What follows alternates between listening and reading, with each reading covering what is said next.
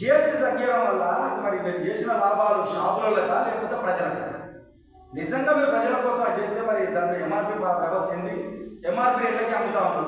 మరి లాభాలేమో మీరు షాపులలో పెట్టినట్టు అనిపిస్తారు. మరి ప్రజలకు న్యాయం చేసినామని చెప్పేసి మీరు అంటా ఉన్నారు. ఇప్పటికైనా మరి ఆ లాభాలు చేసేది షాపులలో చేయడం కోసమా జిఎస్టీ తగ్గించేది?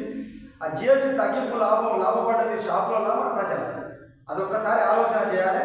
వినియోగదారులకు అకూరకంగా ప్రయోజనం పన్ను తగ్గింపు ద్వారా కూడా పాత ఎంఆర్పీలకు కనపడతాయి.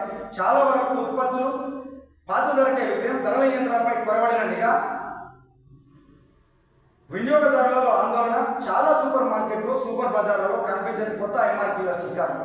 మీరు తయారు చేసిన ఖచ్చితంగా రేటునా మారుతారా లేకపోతే దాన్ని తగ్గించాలా ప్రజలకు ఇస్తారా? మరి దీనిపైన మీ చర్యలు ఏ విధంగా ఒకసారి ఆలోచన చేయాలని చెప్పేసి ప్రభుత్వానికి సూటిగా టీఆర్ఎస్ నుంచి క్వశ్చన్ చేస్తాను.